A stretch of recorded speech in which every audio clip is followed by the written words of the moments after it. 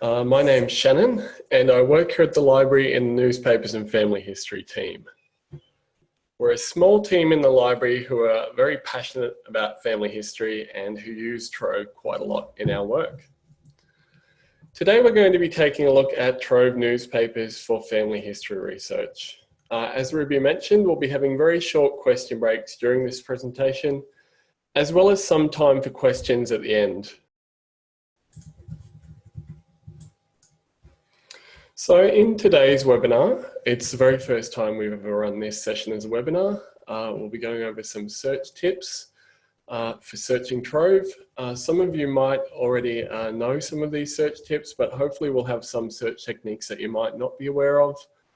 We'll be learning how to add tags and comments to articles. We'll be briefly covering how you go about correcting text, and we'll be looking at my favorite feature of Trove, which is managing your research by creating and adding to lists. But first, what is Trove? Because it's not just newspapers. Trove is a database of catalogue records from over 1,000 organisations in Australia. It brings together the catalogue records from libraries, archives and museums, big and small, and makes their collections searchable through one easy portal. Trove is so much more than a search engine though, because it makes a whole wealth of Australian content available online, and it's completely free. For family historians, Trove is probably best known for its collection of digitised newspapers, which run generally from 1803 through to 1954. There aren't many newspapers available on Trove after 1954 rather, as you might have noticed, because they're still in copyright. Some later issues of newspapers, such as the Canberra Times, have been made available where we have the permission of the publisher. As well as newspapers, Trove also provides free access to digitised government gazettes, which are an excellent resource for family history research. Here are just a few of the things that you might be able to find using the gazettes on Trove. So you can search gazettes for convicts. Usually there's a notice of whether they've absconded or whether they've been issued a ticket of leave, a conditional pardon, or a certificate of freedom in the gazettes for New South Wales. You can search for government teachers or police position employment notices, businesses founded, bankrupted, bought and sold, extended and closed. You can search the government gazettes for probate notices, professional registers, for example, from architects to medical practitioners and nurses. And you can search for information about criminals and bushrangers, so reward notices and crimes. Without going any further into the government gazettes today, all of the tips and tricks we'll be covering using Trove newspapers can generally be applied to the gazettes as well. So to get to Trove, many of you probably already know how to get to Trove, but you can access it via the National Library's homepage, or pop Trove into your web browser and make your way to the Trove homepage from there. So on the National Library's homepage, it's just here under Getting Started. So I'll just give that a click.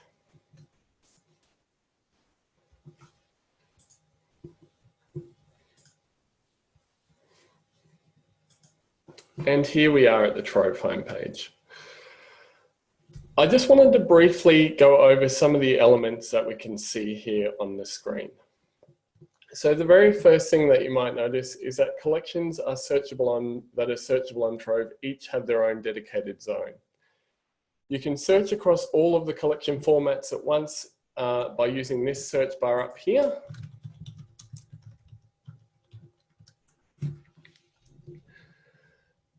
And this will search for all of the collections relating to Henry Lawson across all formats held in all of the collecting institutions, libraries, archives, galleries, museums that are searchable on Trove. So you can see we've got books, pictures, photos, objects, journals, articles, newspapers, the works.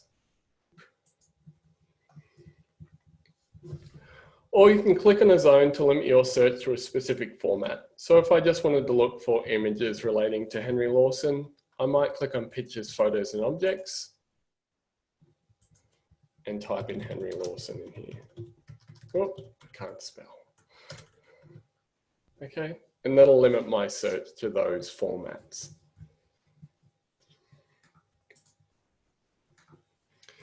In the top right corner of the screen, you'll see a little login or sign up button. I'll talk a bit more about this later. It's not necessary to create an account to search Trove, but it is necessary if you really want to make the most of using Trove to do things like create lists. I quite like checking the statistics up here occasionally because it gives a snapshot of how much content is on Trove. So if we click there, you'll see that the majority of the content on Trove are newspaper articles. So if we look here, digitised newspapers and more, you can see that there are over 200 million articles which are currently searchable on Trove.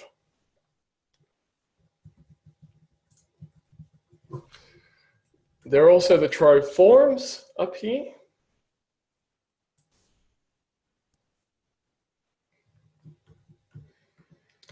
There's a forum on just a general forum, but there's also a forum for asking questions or talking about digitised newspapers. There's a forum for questions and research here, which has a sub-forum on genealogy.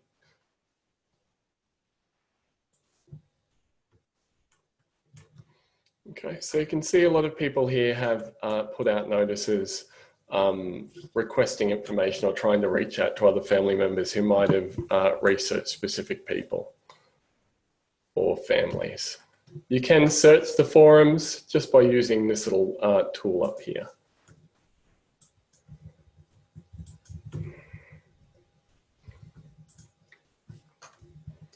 And of course, Trove has help pages. So if we click up here right next to forums, okay. The help pages are just here. There's a variety of help pages, but the ones that most people would be using are the Using Trove ones. And the Trove zones just here. Okay, and this gives you information, so helpful hints on searching across each of those zones. So the one today, a lot of the content that we'll be going over for searching digitised newspapers on Trove can be found on the Trove help pages.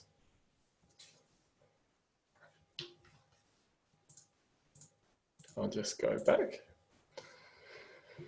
Today we'll be focusing our attention on the digitised newspapers and more zone of Trove. So if we click on this zone here, by clicking on this zone, we've already told Trove that we just want to search through digitised newspapers as a collection on Trove. You'll see this little blue button here that will bring up a list of all of the newspaper and Gazette titles on Trove. I'm not going to click it because it takes quite a long time to load. But if you're at home and you have a reliable and fast internet, try giving that a click because it's great to get an overview of what newspapers are currently on there. And perhaps you've been wondering, is a particular paper on Trove? The answer should be in here. You can see a list of the top text correctors. I'll be talking a bit more about text correcting later. During this webinar. You can see those at the top text corrector, John Warren. Whoop. He's approaching about 5 million lines of corrected text. So a huge amount.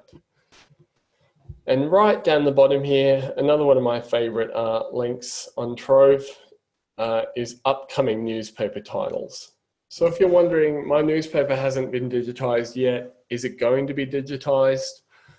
In the future, this is a good place to check first. And you can see here the newspapers that are getting digitised for New South Wales. So quite a few. And you can see who's provided the funding for that digitisation program. Okay. You can see 1 for Queensland and 3 for Victoria just there.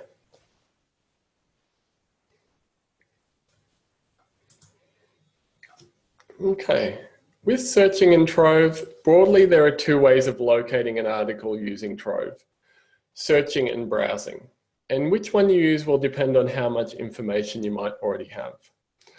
Let's start searching on Trove by browsing. Browsing is useful if you already have details about where an article was published,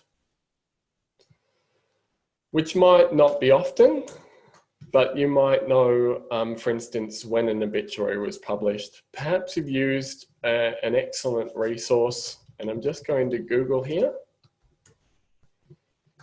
Google isn't the excellent resource, but I'm going to show you a resource called the Ryerson Index.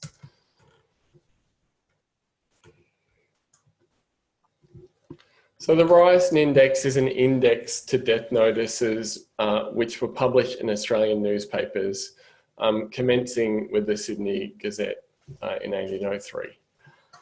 It's maintained by volunteers, and it's constantly updated.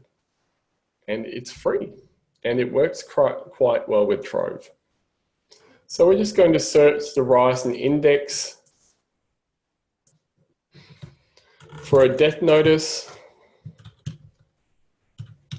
of a man named Michael Flynn,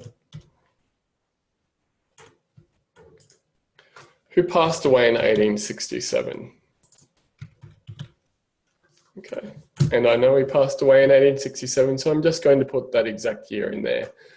But if you're not sure, you might want to put in a range.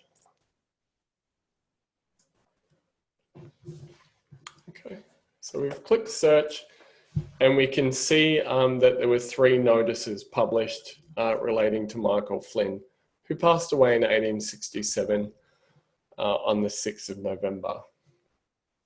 This index gives quite a lot of information, but using Trove, we can hopefully track down the newspaper itself and the article to find out more. So we can see that 3 notices were published. It tells you which newspaper it was published in and the date they were published in. Let's go to Trove and let's look for the notice published in the Empire on the 9th of November, 1867.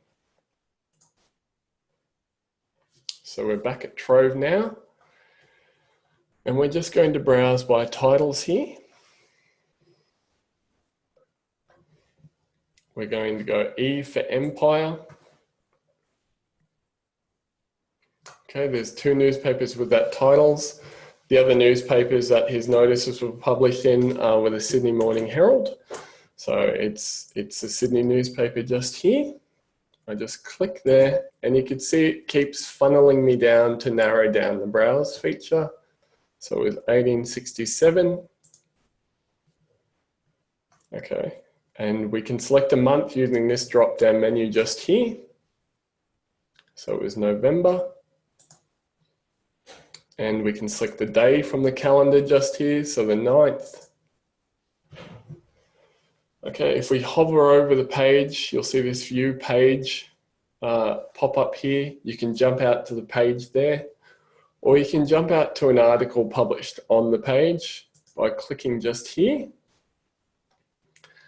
Luckily, we can see that family notices were published on page 1. So we just click here to view this article. And if I zoom in to the death notices, just there. Okay, we can read Michael Flynn's notice. And it's got a little bit of detail that the index didn't have. So the obituary reads, on the 6th instant at his late residence, number 3 Market Lane, Michael Flynn, late of the 50th Regiment, aged 57 years. So it's got quite a bit of information about this person in a 2-line obituary. Okay, so browsing is a great tool to use if you know exactly where an article is going to be. While we're on this screen, I thought I'd point out a few features of Trove. So you can zoom in and out. If you've got a little mouse scroll button, you can just scroll that forward and back. Otherwise, there are these magnifiers on the screen here. That will reduce it to what it to the entire sort of page fit. You can rotate the page. I'm not sure why you would want to, but you might have a good reason if you found something like an image. if I hover over here and click, we can limit any future searches to issues of this title by ticking that box. Going to untick it. We can view information about the newspaper itself by hovering over the title and clicking on View Title Info. Okay, that'll tell us information about lenders and donors of the collection material that this digitised newspaper was produced from. And it'll feed in information from Wikipedia that is often quite useful for identifying the start and end dates of the life of the newspaper. Okay, so we could see here that the Empire was published 28th December to 1850 to 14th of February 1875, and that there's a few issues missing. Okay, we can browse to the next issue by hovering over the date here and clicking next, or go to the previous issues. We can go back to the browse issues page just here and select another month and year and date entirely. We can scroll through pages here by clicking next. Okay, or previous to get back to the page that we were just on.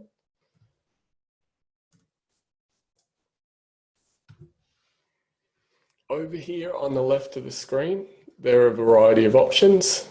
So we can click information to get more details, including information about citations. So a lot of people want to know how to cite a newspaper article that they found in a self-published family history book, for example. There's a few different citation styles here. The article text is very interesting. So when a newspaper is first uploaded and digitized, it goes through this process called optical character recognition, which is where a machine reads this text on the screen here and translates it into text over here. Okay? So the machine might not necessarily do a very good job of reading this text and converting it into plain text over here, which is why you end up with mistakes. Okay, so we could see just here on the NGT semicolon TH instant, that's a mistake where the machine hasn't quite been able to read that text because it's obscured. Okay. When you search Trove, you are not searching this text of the digitized newspaper here. What you're searching is the text over here. So depending on how well the machine has read this text and translated into this over here, might impact on your results. It's particularly problematic with a lot of older newspapers. Other features are tagging, listing, and commenting. Just here, we'll be going into that a little bit more later. You can also download the newspaper article from Trove. You can download the page. So we can download the article in a variety of formats, so JPEG.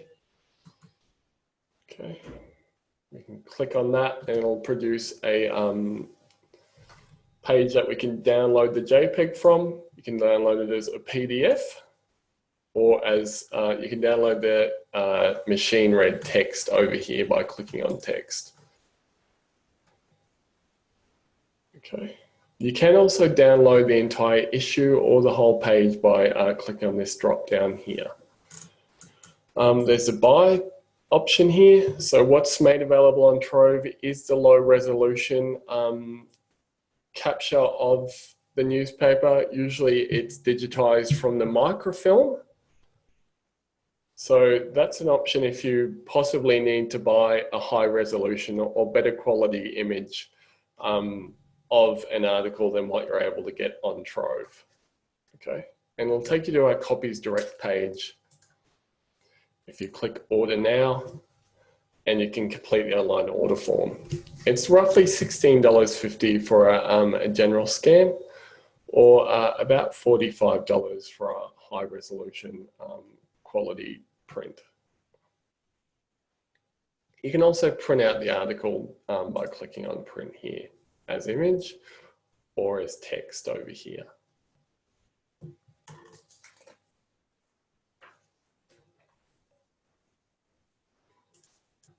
So we're just going to go back to newspapers, back to the first page here. So that's browsing. Again, great if you know where an article was published, but a lot of times you don't have that information. The other way to search Trove is just by searching. And you can do something as basic as pop in a name. And that's what I'm going to do now. So we're just going to pop in the name Henry Good. And you can click enter or search just here, just a basic search. Okay, and this will give us about 4 million results. And if we scroll down the page,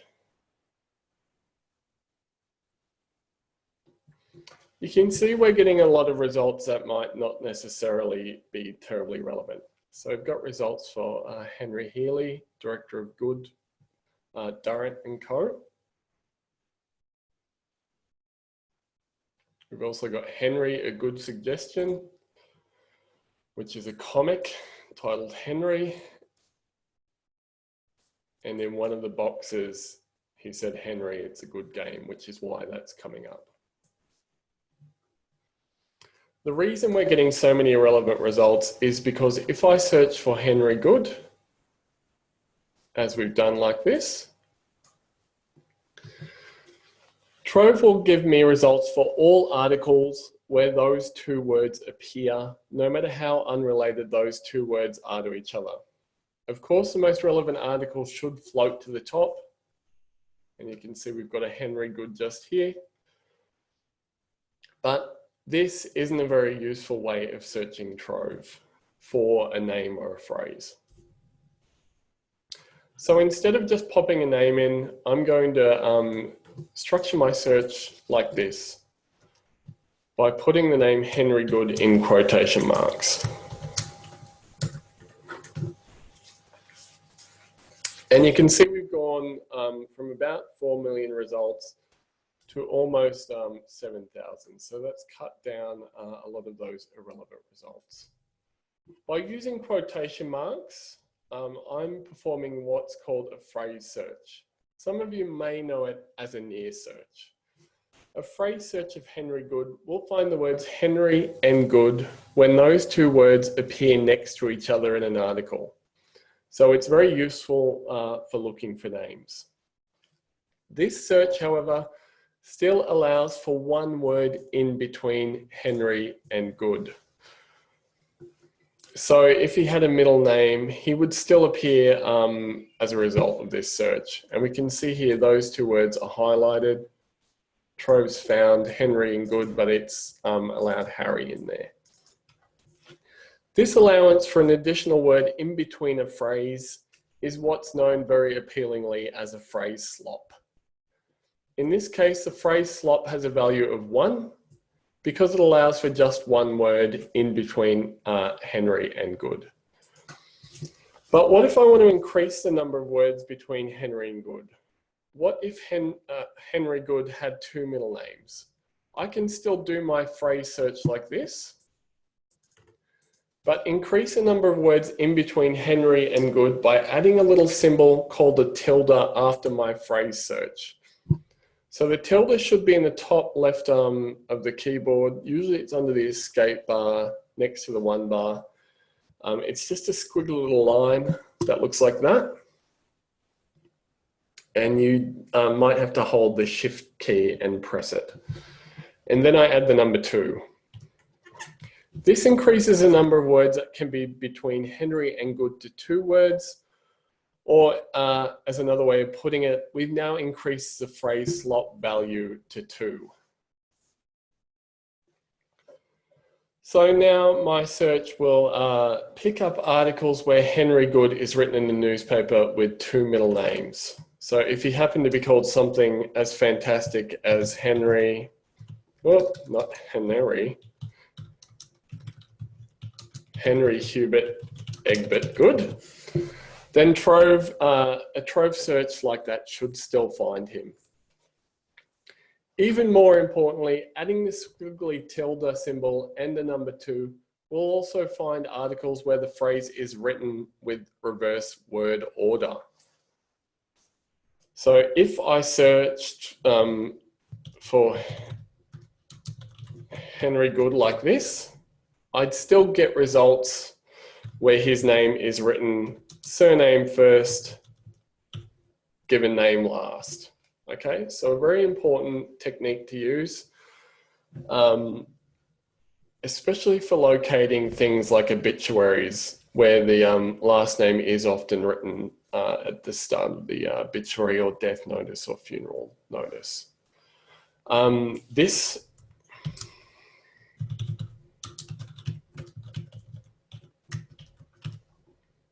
Just ignore that. This is how I normally start my search of Trove when I'm looking for a person.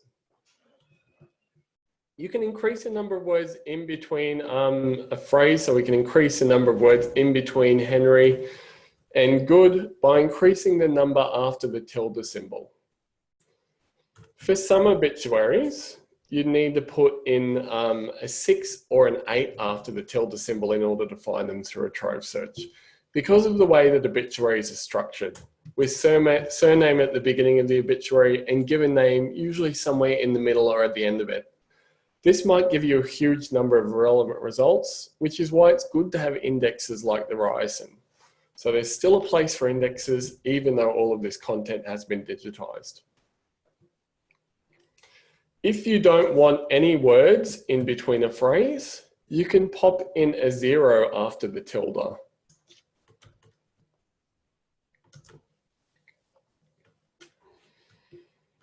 And that should get rid of them. But even though we've gotten rid of all the words in between Henry and Good, this search will still allow for fuzziness in spelling. So if I go down the bottom, and I'll show you, on page 100, we've still got quite a large number of results, so 3,500. We're getting results for Henry Gooding, Henry Goods, Henry Good, G-O-O-D, Henry Gooden. So I'll be talking a little bit how to fix this and search for something more exactly a little bit later during this webinar. Very quickly, some of you might have used the advanced search function on Trove to do a phrase search. So you click on advanced search and you click the phrase.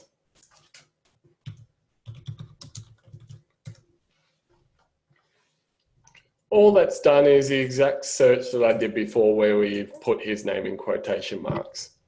So it's better to just do a basic search, format it yourself. You can put in the quotation marks quite easily and the tilde too.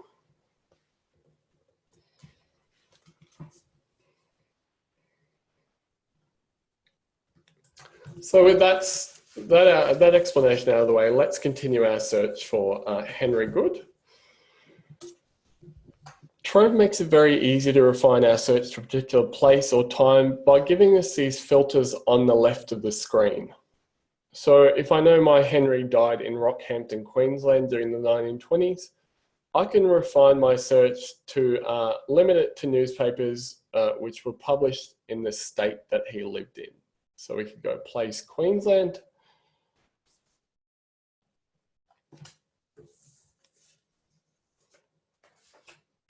And we can limit it to a local newspaper for Rockhampton. You'll see here a list of titles, okay, of newspapers. These numbers here are the number of articles that contain the words Henry and Good. Okay, so we can limit it to a local newspaper, the Capricornian, by just clicking on it. And you can see here, up here, our search limits. I mentioned that he died in the 1920s.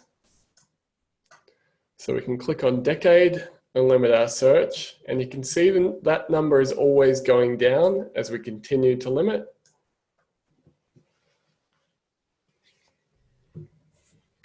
So you can see I've narrowed my search to find Henry Good's obituary that was published in the Capricornian. And if we click on it there we have it. So we went from about 4 million results to 2 results in the end. So they're great tools to limit your search a bit. You can see over here that my search terms are highlighted in yellow. And that's so that you can spot the results of your search quite easily. A lot of people ask how to get rid of that yellow highlight on the text. And you can do that by clicking on the little eye symbol up here. These links here are what's known as permalinks, which basically just means that they're permanent links. They're links that shouldn't change or become broken anytime soon. So if I wanted to save or send somebody a link to this article, I wouldn't copy and paste what's currently in the URL up here, because you can see here that that's a result of my search for this article on Trove. You can see here my search string. So search term Henry and Good here. This permanent link here is a raw link that goes straight to the article. It doesn't factor in my search at all. It's as if my search never happened. So if I click on it here, you can see it's got rid of my search thread up here, and the text is no longer highlighted in yellow.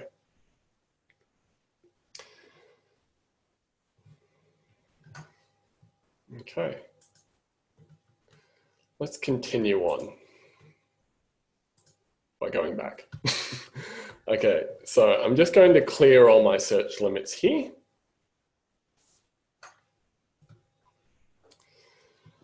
Another way to refine your search on Trove is by using what librarians call Boolean expressions. Now you can see that despite doing a phrase search over here, our very first result, and quite a few down here as well, are for a Charles Henry Good and a Sir Charles Henry Good. And they're confusing my search a little bit. So how do we get rid of Charles from our search equation? We leave Henry Good in there as a phrase search, and all we do is type in not Charles like that. The not does need to be in capitals for this to work.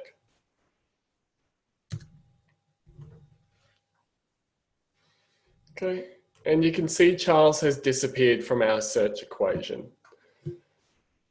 There is a problem with using this technique, however, because it might get rid of results that are relevant to our Henry Good if we're researching him.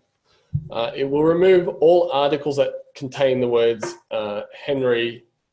It will remove all articles that contain the word Charles, even if they're relevant. So if Henry Good had a son named Charles who might have been mentioned in an article about him,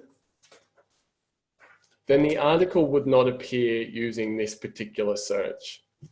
But it can be useful if you're getting a number of results that aren't relevant. If your ancestor had the same name as an actor or an inventor and articles about them are flooding your search, you can try searching for their name and then not actor or not film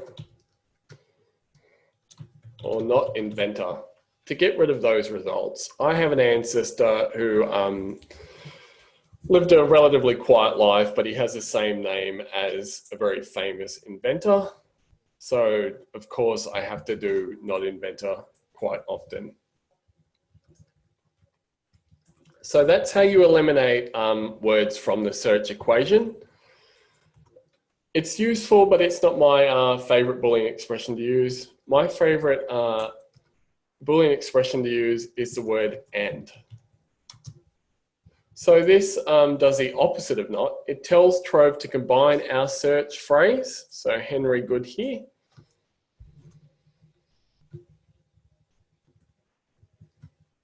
with another word. So we know that Henry Good lived in Rockhampton, so we could type in Henry Good and Rockhampton to find articles that contain that phrase and those words.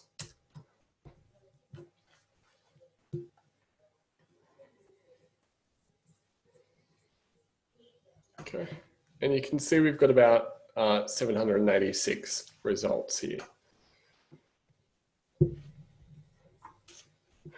You can really build on your search using these Boolean phrases, and is quite useful if you are looking for a specific bit of information. So I can leave and Rockhampton in there, and I can pop in his profession. I know that my Henry was a photographer, so I can put that in.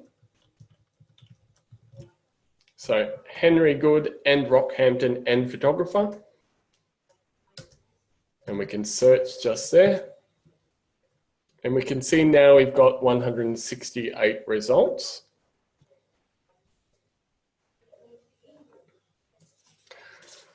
The truth is you don't really need to include the word and at all. Trove will automatically do that for you if you just type a word after a phrase, but I find it very useful to clearly see how I've structured my search. You can see now we've got 168 results, down from almost 800. Most of them are from Queensland. And if we scroll down the page, you can see sorting by relevance that most of the results do seem to be relevant.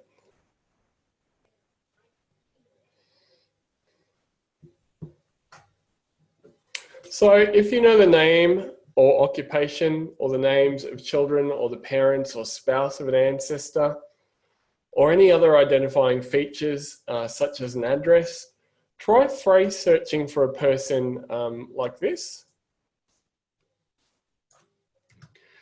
and use a Boolean term and to combine your initial phrase search with another word or phrase.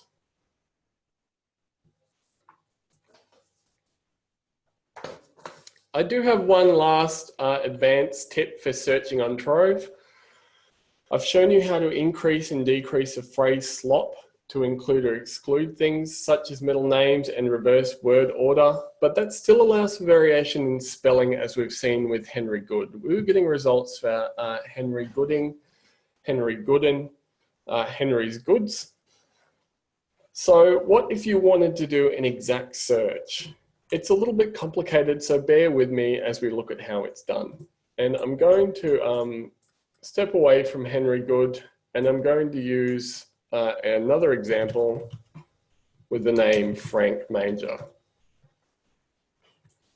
And we're just going to search for him as I normally would.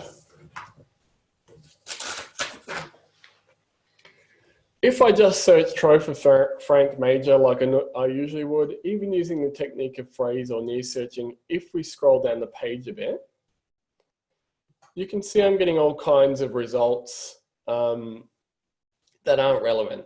Majors are ranked, so we're getting results for Major Frank Parker and Major Frank Harbottle. And major is also an adjective, so we're getting results about that time in 1954 that Frank took a major share. Even if I reduce the phrase slop to 0,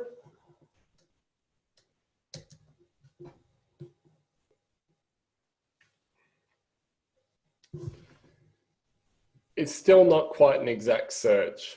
And I'll scroll down the page a little and I'll show you what I mean. So here you can see we've got results for Frank's majority. And Frank Major's Creek, that's fine. But if I just go through, we've got results for frankness as well. Remember, Trove still allows for some fuzziness or variation in how the two words within a phrase are spelled. This isn't to make life difficult, but instead it's to compensate for the imperfections of the optical character recognition or OCRing process. So you can see I'm getting results for majority and frankness. To do an exact search, I keep my search formatted like that, quotation marks and tilde0, and I just pop in the word full text and a colon just there in front of it. Okay, so full text, Frank Major. Full text does need to be all in lowercase, or it won't work.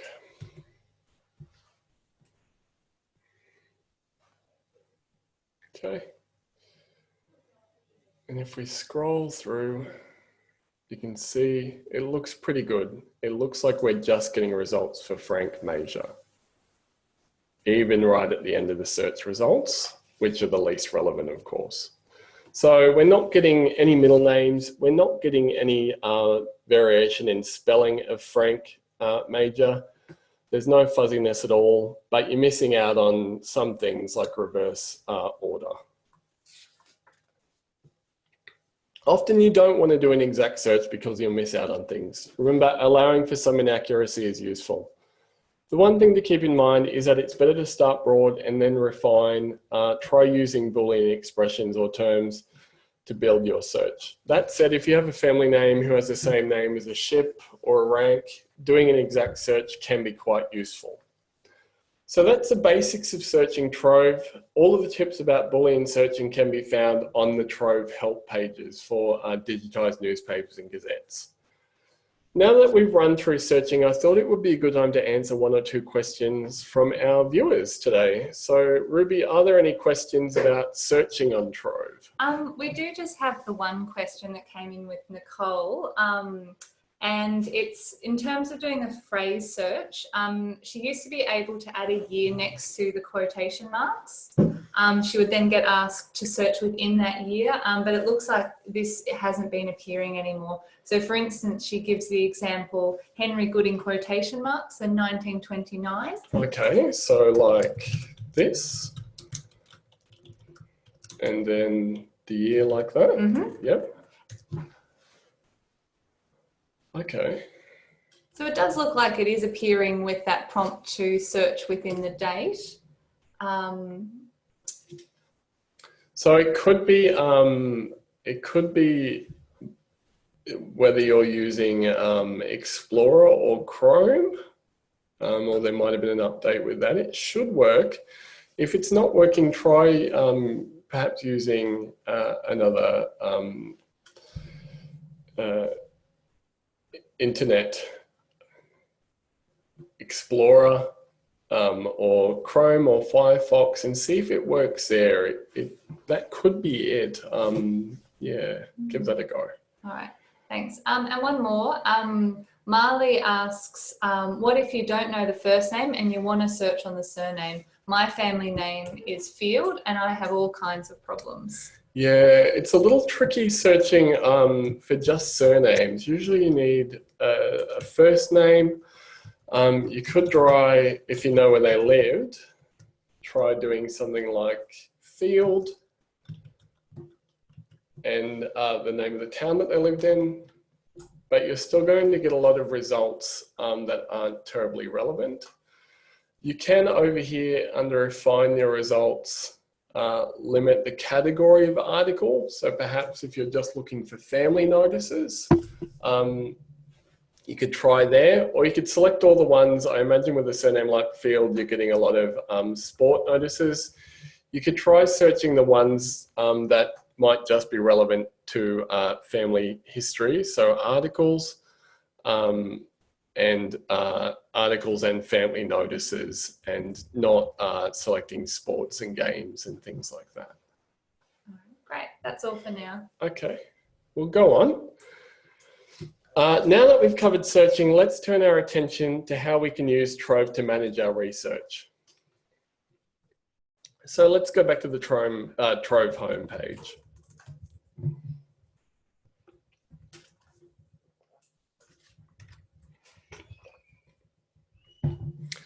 So I imagine quite a few of you have already registered to use Trove.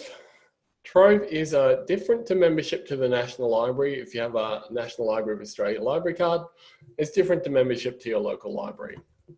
It's completely free to register, and it really allows you to make the most out of using Trove. So if you haven't registered, you can click here to sign up. Doesn't need too many details. Just remember that other people can see your username. So it's perhaps good to use something that's nice and simple and won't identify too much information about you. And you can't change your username. Your username will appear with the content you add or correct on Trove.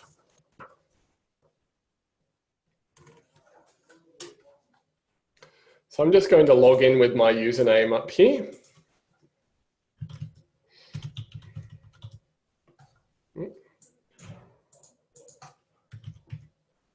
And put in my password.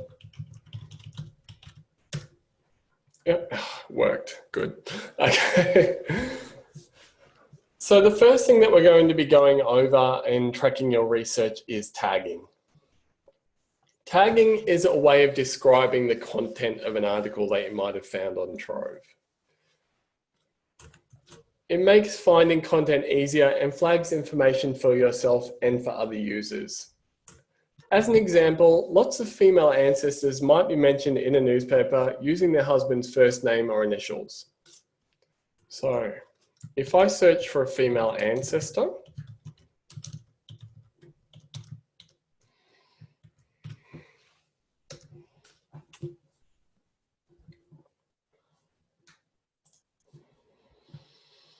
you can see here she's mentioned on Trove using her husband's initials.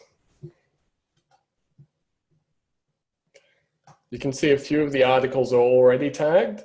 So you can see there's a tag for Henry Darlow Sutton. There's a tag for Sutton. I'm going to talk you through now what that means. So we'll click on this article here.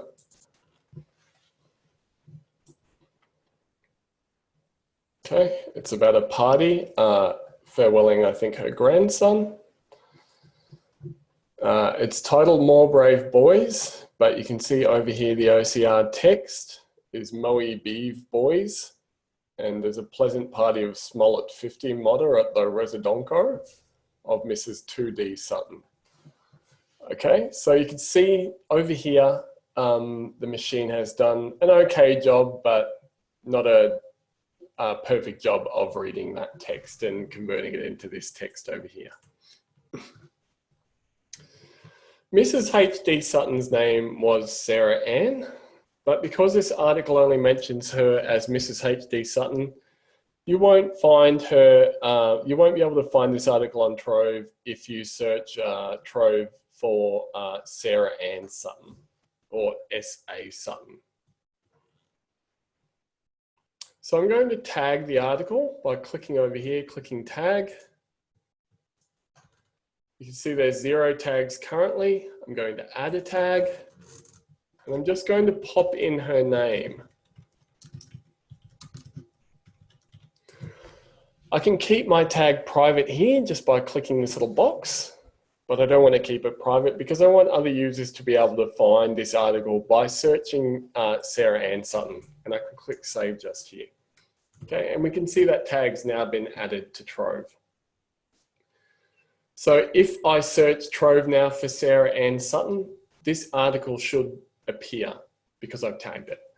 It doesn't work the minute you do it, so sometimes you have to wait 5 or so minutes. There's a bit of lag, but it will work. Okay, tags are designed to be short and sweet, so don't put in a long tag, usually just something quick that can be used to identify the article or add another layer of discovery. If I want to add more information about this article or about Sarah Ann Sutton, I can go here to comments and write a longer comment just here. And I can click add, and I can go Sarah Ann Sutton, nee Ferrance, wife of H.D. Sutton.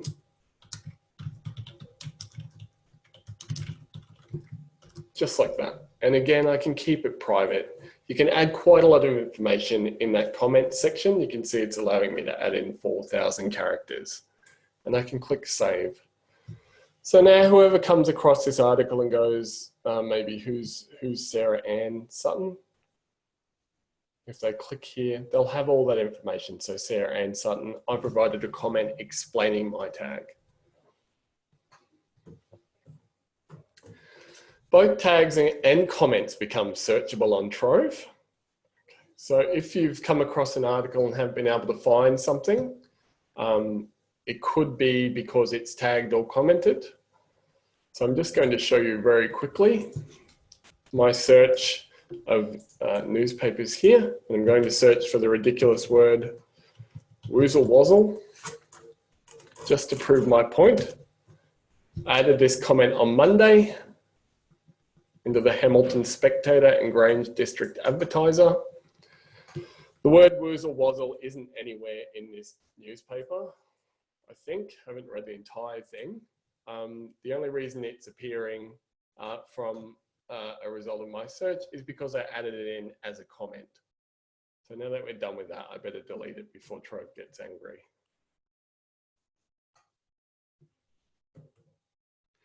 Tagging is a great way to identify articles that you've already looked at and corrected from the list of results. So if I go up here and click on my name, I can click tags.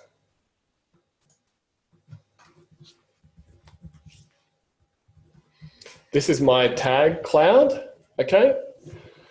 So it's all the tags I've ever used in one place. The bigger the word, the more articles I've tagged about that person, okay? Or the more times I've used that tag. And I can click on a tag.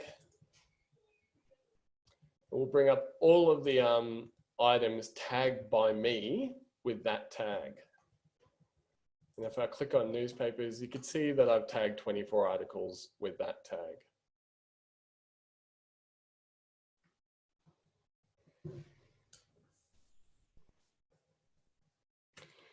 You don't have to sign in to tag, you don't have to sign up to tag, but if you tag anonymously, you can't delete your tag and it won't be added to your tag cloud either.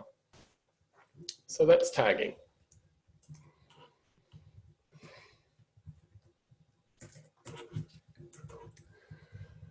Another way, excellent way to organize and save your research is through lists. You can create a list on Trove and save all of the articles you found about a particular person or subject to it. It's my favorite way to keep track of family history finds. So let's try now and see if it's working. My search for Sarah Ann Ferrance. We'll see if it comes up. It's still not working. Like I said, it can take a while to appear. So we'll just go back to the article about Mrs. H.D. Sutton.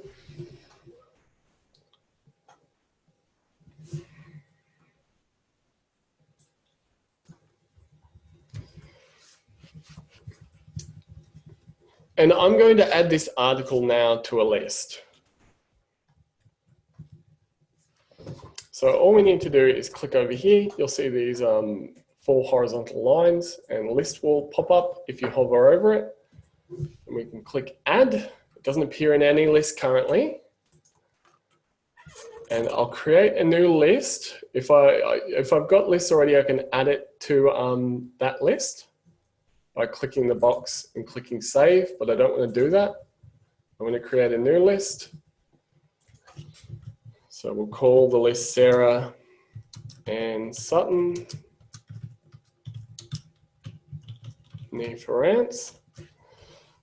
Okay, I can add a description for this list. So let's say she's my 3 times great grandmother. And I can add a reason for adding this item to the list. And I can write something like party, just go party. Party for grandson at residence, like that. And we'll click save. Okay, so it'll say now appears in these lists. Okay, and you'll see it's a new list. If I click on my profile up here and go lists,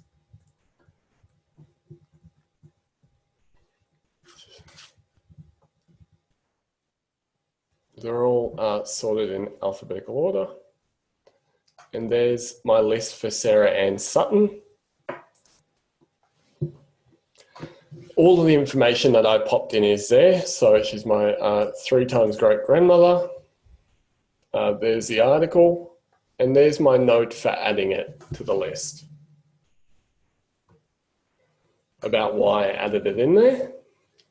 Once you've created the list,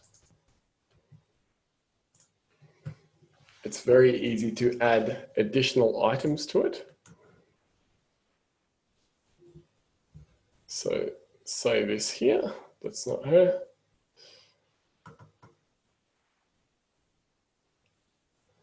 But if I wanted to add this article here, a family notice, I just click on it.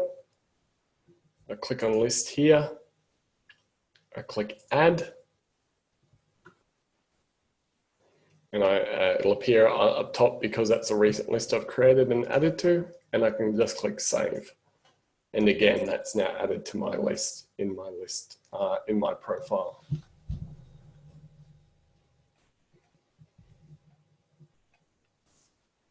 So you can see both the articles are now in there. I can edit and add more information. Okay.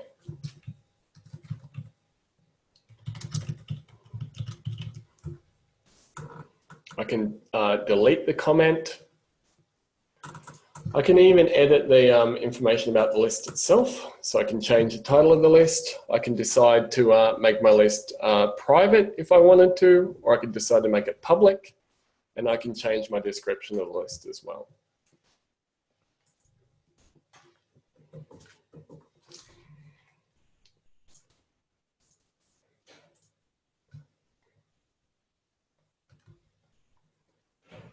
If I have a look through all my list here, you can see some of them are a bit more expansive, and it's a great way of keeping track of your research.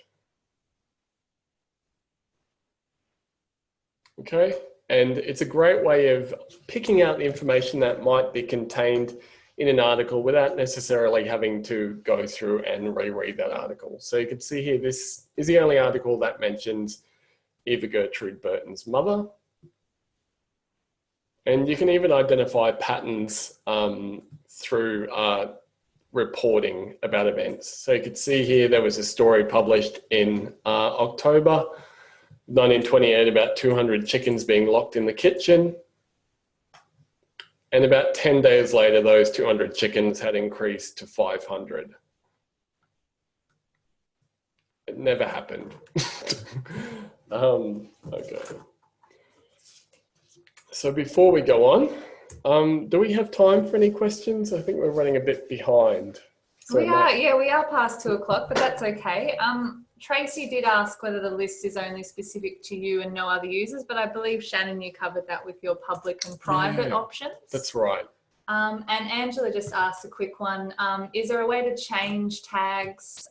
She's done a lot of tags with a shortened name. Is there a way of changing these all at once, or does she have to go through one by one? I would go through and do it one by one. I don't think there's a way to make a universal change at all. Sorry. Oh. Yeah. All right. Thanks. One other thing that I didn't mention is that you can search tags. Okay, so these are the tag clouds from all of Trove users. Okay, you can search for a name just here.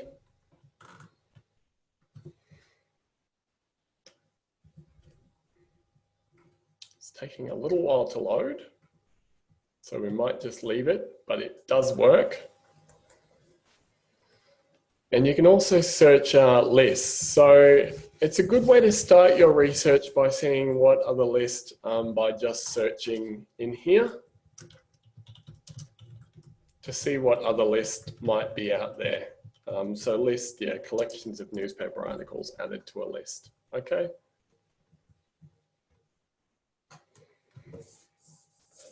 The very last thing I want to show you on Trove is text correcting. So let's go back once more to our article about Mrs. H.D. Sutton. Oh, I'll click on, I'm in list, so that's why nothing turned up, but I'll click digitized newspapers and more.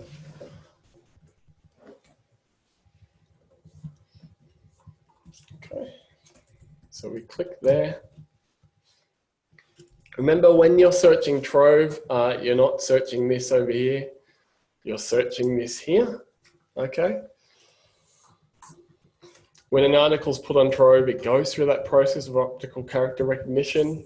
A machine reads this and spits it out as text that we search over here. It doesn't do a very good job of it sometimes. So you can see here there's a bit of uncorrected text. And we're just going to have a look at how you correct it now. So we click here on article text. It's already clicked.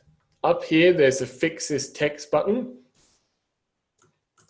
Okay, and we can edit the text over here to match what's on the screen.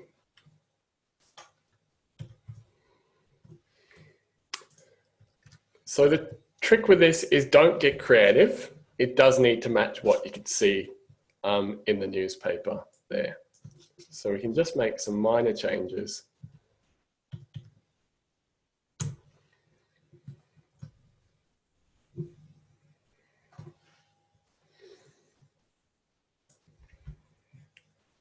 Okay. So there you see, I've made some very minor changes to fix the text. It's very important, text correcting. If names are translated incorrectly into this text here, they won't show up from a search of Trove for that name. So if we have a look at the page more broadly, in the personal particulars column over here, and if we scroll down, you'll see there's quite a few names that are spelt incorrectly on this in this text over here, like Mr. W. Abel.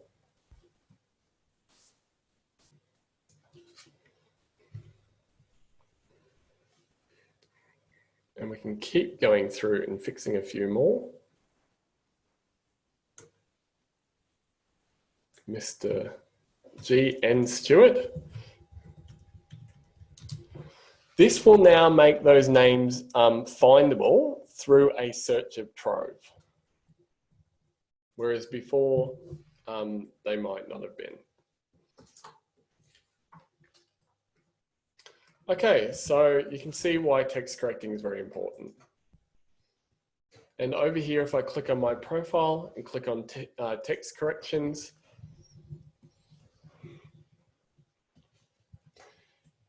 you can see I'm way down on the list of the Hall of Fame ranking with 87 lines corrected.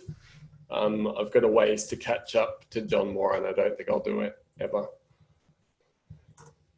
So that's Trove.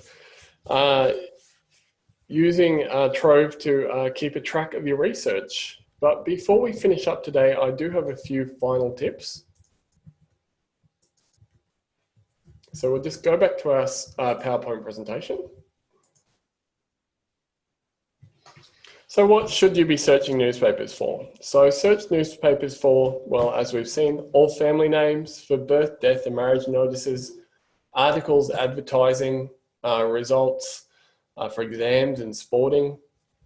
For ships names, it's excellent for arrival and reports of voyages, passenger lists, especially in the, where there might not be an official passenger list, and reports of inquiries. More broadly, events descriptions such as rail accidents, murder, place names, etc. Business, bankruptcy, advertisements, and local, national, and international events are all reported in Trove newspapers. When you're searching Trove, remember name variants. So somebody could have been written up as Mr. G. Beecham, or G.R. Beecham, or Graham Beecham, or Graham Richard Beecham. You've got to try all of those sometimes, especially true with females. They could be written up in a newspaper with their husband's first initial and surname. And remember nicknames. So you can Boolean search for two phrases at once by using Boolean or. But the one thing I want you to take away from today is to start broad and then refine. There are a number of ways that you can connect with Trove. Trove has a Facebook account, it has a YouTube channel with some instructional videos, it has a Twitter account, and there is a Trove blog Trove regularly posts tips on social media that I've found incredibly useful. And if you need help searching Trove, try searching the Trove forum. You might have a question that somebody could have already answered on the forum. Okay, so that's it for today. Thank you all very much for joining us for our first ever webinar of Trove for Family History. I think we might have some more time for questions at the end now. But yeah, thank you so much, Shannon. I think we can all agree that it was a very full and interesting session. I think we all learned quite a lot. Getting some lovely comments coming through. Thank you, everyone. Thank you. I just have two questions at the moment. We'll answer these two, and then if you do have any more, you can send them through and we'll answer them by text. Otherwise, we have the Ask a Librarian as well service that I'm sure either me or Shannon can help answer any of your more complex questions. But the two quick ones we have is, how do you search for a wedding notice only using surnames? So that's from Christy. Okay. So you can try doing that Boolean searching on Trove. So perhaps if you know both their surnames, you could go something like Ferrance and Burton to find articles that mention both of those surnames. And then you can try limiting your search to family notices to see what comes up. Is probably the best way to do it. All right, great. And the other last question, you might want to jump back to Trove actually, is just Nicole wanted you to repeat how to remove the yellow highlighting in the newspapers. So that's all right. Let's just pull this back.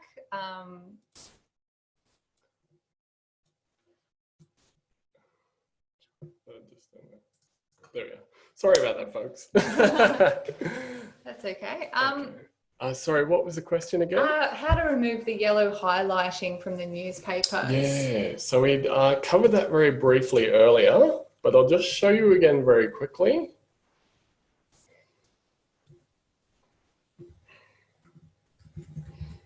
Okay, so I'll just need to go back to Trove. Sorry.